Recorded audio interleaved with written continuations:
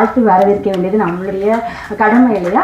அவரை வாழ்த்துவோம். இந்த படத்தை பற்றி சில வார்த்தைகள் பேசுமாறு திரு மணிகண்டன் அவர்களை அழைக்கிறோம்.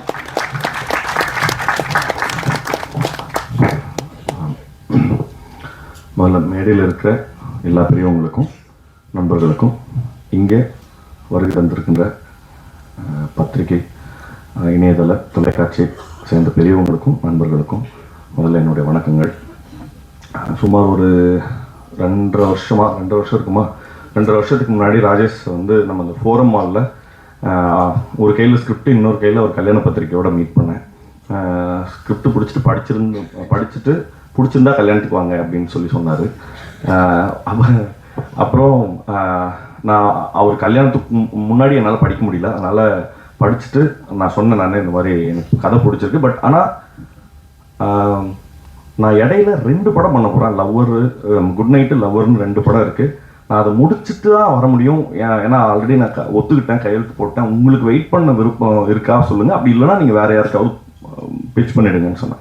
பட் ஆனால் அவர் வந்து ரொம்ப பிடிவாதமாக இல்லை, நீங்கள் பண்ணுங்கள், நான் வெயிட் பண்ணுறேன் அப்படின்னு சொன்னார்.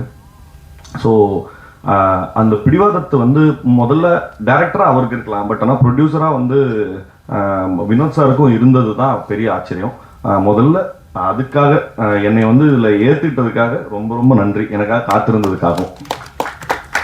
செகண்ட் பாயிண்ட் வந்து நான் இந்த ஸ்கிரிப்டை எழுதியிருந்த விதம் வந்து பொதுவாக ஒரு காமெடி படம்னாக்கா லைக் வலிந்து எதையாவது சொல்லி நம்ம சிரிக்க வச்சிடலாம் அப்படிங்கிற போக்கில் இருந்து ஒரு இண்டிவிஜுவலோட லைஃப்பை, ஒரு குடும்பஸ்தனோட லைஃப்பை இப்படி சொல்றதன் மூலமா ஒரு ஹியூமர் பிறக்க முடியுமா? ஏன்னா அது வந்து ஒரு பெரிய பகுதி தான்.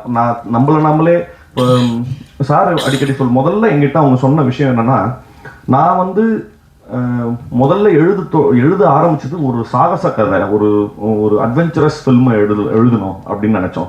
சரி, என்ன அட்வென்ச்சர் எழுதலாம் அப்படின்னு பார்க்கும்போது ஒரு மலையிலிருந்து தங்கத்தை திருடிட்டு வர்றது, கொள்ளையடிக்கிற மாதிரியான படம் எழுதலாமா, கவுபாய் ஃபில்ம் எழுதலாமா, ஆக்ஷன் அட்வென்ச்சர் எழுதலாமா அப்படின்னு யோசிச்சு ஒரு லெவலுக்கு அப்புறம் சலிச்சு இன்னைக்கு தேதிக்கு ஒரு குடும்பத்தை நடத்துறதே பெரிய அட்வென்ச்சர் தான், அதை எழுதுவோம் அப்படிங்கிற மாதிரி பேசி அதை ரொம்ப ரொம்ப சரிவர ரொம்ப தட்டையான ரைட்டிங்காக இல்லாமல் ஒரு சராசரியாக 25,000 30,000 வாங்குற ஒரு குடும்பஸ்தனுக்கு இன்னைக்கு இது இப்போ பொங்கல் முடிஞ்சிருக்குன்னா வீட்டில் எல்லா சொந்தக்காரங்களும் வந்திருக்காங்களா, அவங்களுக்கு துணிமணி எடுத்து கொடுக்கணும், நிறைய விஷயங்களுக்கு காசு ஸ்பெண்ட் ஆகிடும்.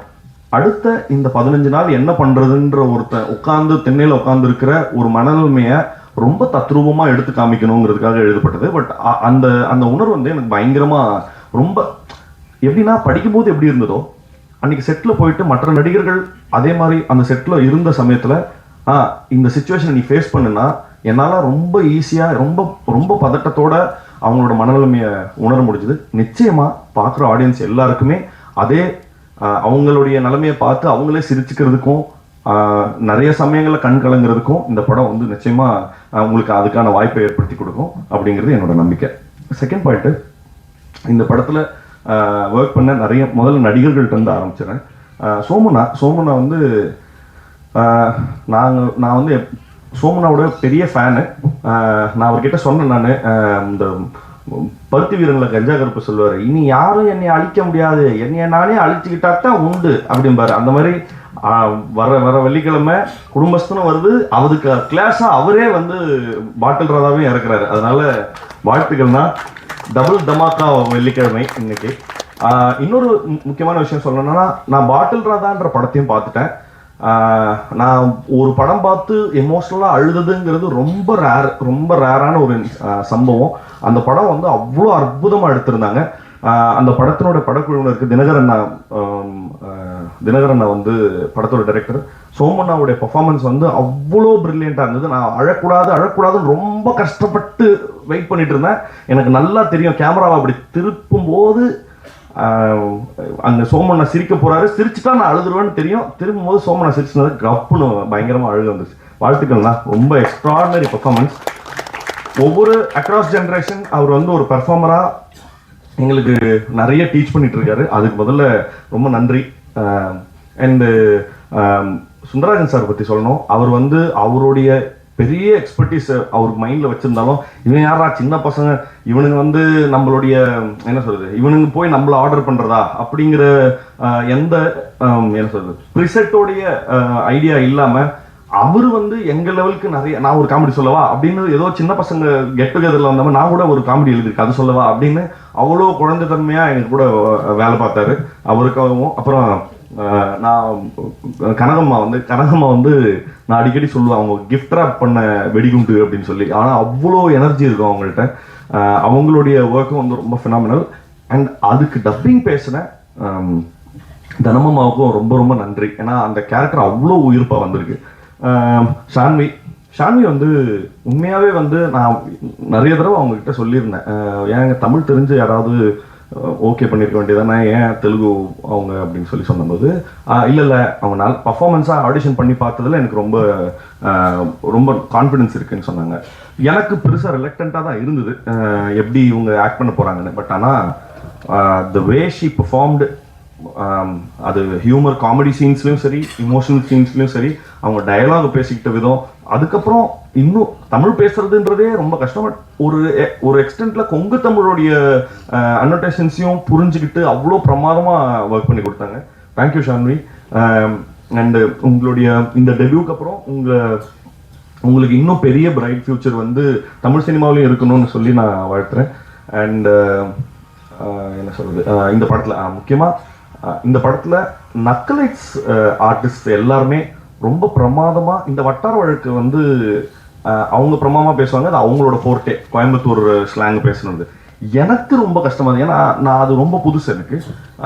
அதை பிரமாதமாக வந்து எனக்கு நிறைய சமயங்களில் சொல்லி கொடுத்த இந்த படத்தில் இருக்க நிறைய ஆர்டிஸ்ட், முக்கியமாக ஃபஸ்ட்டு வந்து முத்தமிழ். ஏன்னா முத்தமிழ் கூட தான் எனக்கு நிறைய சீன்ஸ் இருந்தது. முத்தமிழ், அப்புறம் ஜென்சன் சாரு, அனிருத், இந்த மாதிரி எக்கச்சக்கமான ஆர்டிஸ்ட் வந்து நிவே, அப்புறம் எனக்கு அக்காவை நடிச்சிருக்காங்க நிவேல இருந்து, எல்லாருமே எனக்கு வந்து பயங்கரமாக கோச் பண்ணாங்க. கிருஷ்ணா, மிதுன், இவங்க எல்லாருமே ஹெவியாக எனக்கு வந்து அந்த ஸ்லாங் எப்படி பேசணுங்கிறத கோச் பண்ணிட்டே இருந்தாங்க. அது ரொம்ப நான் நன்றி கடன் பட்டிருக்கேன். ஏன்னா நான் டப்பிங் பேசுகிற வரைக்கும் அதை அப்படியே கொண்டு வந்து சேர்த்தாங்க. முக்கியமாக நான் இங்கே ஒரு முக்கியமான ஒருத்தரை பற்றி பேசணும், அது பிரசன்னா சார். ஏன்னா நான் இந்த படம் பண்ணதுக்கு மிக முக்கியமான கிஃப்ட் டேக்அவே வந்து அவருடைய ஃப்ரெண்ட்ஷிப் தான். அவர் வந்து ஒரு பெரிய என்ன சொல்ற தனி மனிதனுடைய நம்பிக்கை, இவ்வளோ ஒரு பெரிய சாம்ராஜ்யத்தை கிரியேட் பண்ணுங்கிறது, நான் கோயம்புத்தூரில் போய் நக்கலைட்ஸ் ஆஃபீஸ்க்கு போய் அங்கே இருக்கிற அவங்க கிரியேட் பண்ண கண்டென்ட்ஸும் அவரோட விஷனையும் இதெல்லாம் தெரிஞ்சுக்கிட்டதுக்கப்புறம் எனக்கு அது வந்து இது வந்து என்னுடைய கரியருக்கு அவர் தெரிஞ்சுக்கிட்டா க்ரோத்தா அப்படி இல்லைங்கிறத தாண்டி நான் மனசா உள்ளமா இன்டர்னல் க்ரோத்துக்கான ரொம்ப முக்கியமான ரெஃப்ரெஷிங்கான நிறைய விஷயங்கள் அவர் எங்களுக்கு சொல்லி கொடுத்தாரு. ரொம்ப நன்றி சார், தேங்க்யூ ஸோ மச். அப்புறம் இந்த படத்துல நடிகர்கள் எல்லாம் முடிச்சிட்டோன்னா இந்த வர அடுத்தது வந்து காஸ்டியூம்ஸ்க்கு வந்து மீரா வந்து எப்படின்னா ஏதோ இந்த கிண்டர் கார்டன் குழந்தைங்க மாதிரி தான் பேசுவாங்க. வந்து சார் உங்களுக்கு வந்து ஷர்ட் சைஸ் வந்து இதுவாக இருந்ததுன்னா முன்னாடியே சொல்லிடுங்க சார். அவங்க பெரும் பதட்டத்திலே இருப்பாங்க. இல்லைம்மா சரிம்மா நான் இல்லை சார் அது இருந்தால் சொல்லிடுங்க, 40 41 இருக்கு அப்படின்னு சொல்லி அவ்வளோ பார்த்து உங்களுக்கு ஓகே இல்லை சார், ஓகே சார், அவ்வளோ பிரமாதமாக ஒன்றும் பார்த்து செஞ்சு கொடுத்தாங்க. ரொம்ப நன்றிம்மா, தேங்க்யூ ஸோ மச். அப்புறம் கண்ணன், எனக்கு தெரிஞ்சு இந்த படத்தில் ஜாஸ்தி சஃபர் ஆனது கண்ணன் தான் நினைக்கிறேன். ஏன்னா ஏகப்பட்ட வருஷன் நாங்கள் வந்து எடிட்டில் வந்து நிறைய என்னது ஆமாம் போர் அடிக்கும் போதெல்லாம் எடிட்டிங் போய், பட் கண்ணன் வந்து அதுக்கு பயங்கர சப்போர்ட்டிவாக தான் இருந்தார். அவர் எந்த சமயத்துலையும் திடீர்னு அன்னைக்கு நைட்டு 2:30 மணிக்கு எழுப்பி எந்திரிச்சு வாங்கன்னு சொல்லி அப்புறம் ஒரு சீக்வன்ஸை மாற்றணும் அப்படின்னு சொல்லும்போது அதுக்கெலாம் வந்து ரொம்ப ஸ்போர்ட்டாக தான் இருந்தார். நான் வேற ஒரு ஷூட்டுக்கு போகும்போதுமே அவர் எடிட் பண்ணி வருஷனை காமிக்கிறதுக்காக அந்த ஊருக்கு ஷூட்டுக்கு 2 பேரும் வந்திருந்தாங்க. ஸோ கண்ணன், உங்கள் பேஷன்ஸ் வந்து ரொம்ப முக்கியம். அது வந்து கடைசி வரைக்கும் தக்க வச்சிருந்ததுக்காக நன்றிகள். அப்புறம் சுஜித் வந்து எனக்கு தெரிஞ்சு இந்த படத்தில் கண்ணனுக்கு அப்புறம் அதிக கஷ்டப்பட்டது யாருன்னா சுஜித் தான் நினைக்கிறேன்.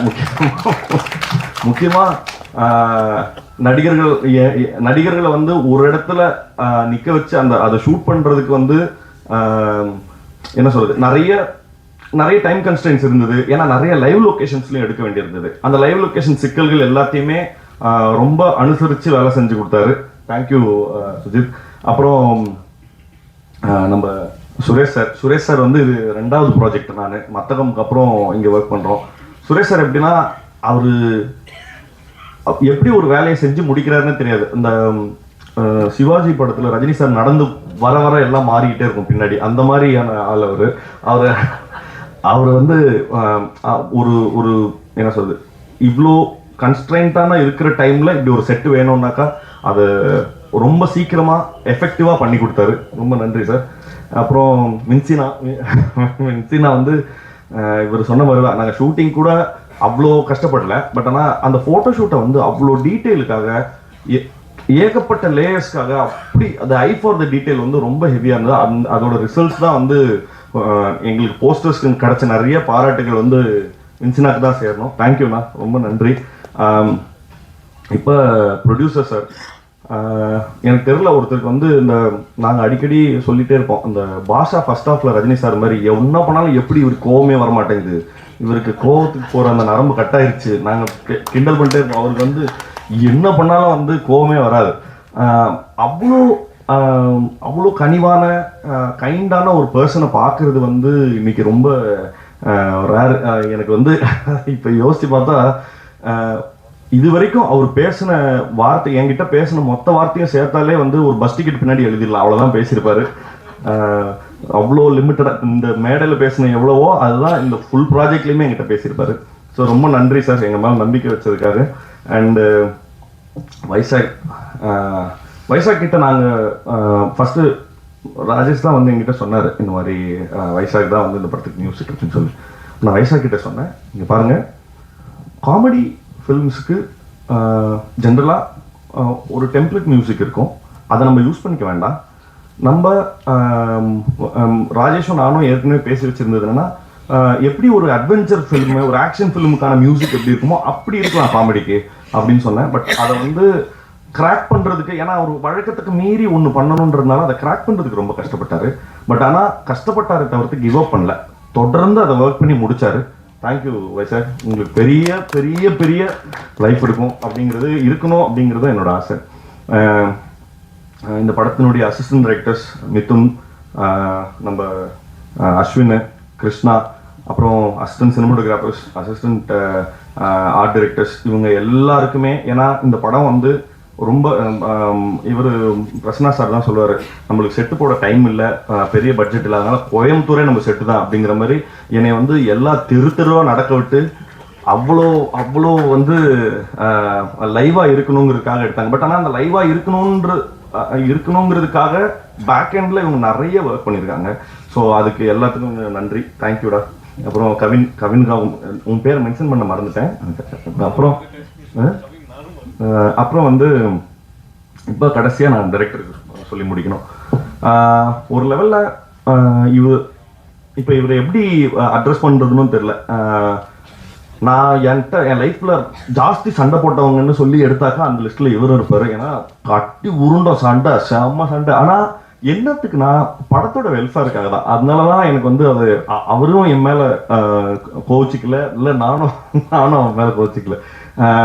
இந்த படத்தினுடைய வெல்ஃபேருக்காக அவ்வளோ பெரிய அவ்வளோ சந்தோஷமா ஈச் அண்ட் எவ்ரி டே வந்து ஒரு சின்ன அப்டேட்னா கூட ஃபோன் பண்ணுறாரு, தலைவா இப்படி நடந்துச்சு, ஓகே, அப்புறம் என் சைடில் எதனா ஒரு ஐடியா இருந்தால் தலைவா இப்படி இருக்குன்னு. ஸோ அந்த ரிலேஷன்ஷிப் வந்து இன்ன வரைக்கும் அவ்வளோ சந்தோஷமா மெயின்டைன் ஆனதுக்கு ராஜேஷனோட ஸ்பிரிட் ரொம்ப முக்கியம். ஏன்னா வேற யாராவது இருந்தால் அந்த நான் சண்டை போட்டதை வந்து ரொம்ப இவர் பாருங்க, ஆனால் அவர் என்ன புரிஞ்சுக்கிட்டாருன்னா, இல்லை அவன் படத்தோட வெல்ஃபேருக்காக தான் சொல்கிறான் அப்படிங்கிறத ரொம்ப சரியான சென்ஸில் புரிஞ்சுக்கிட்டதுக்காக ரொம்ப ரொம்ப நன்றி. இது தொடர்ந்து நாங்கள் அடுத்தடுத்து வேலை செய்யறதுக்கான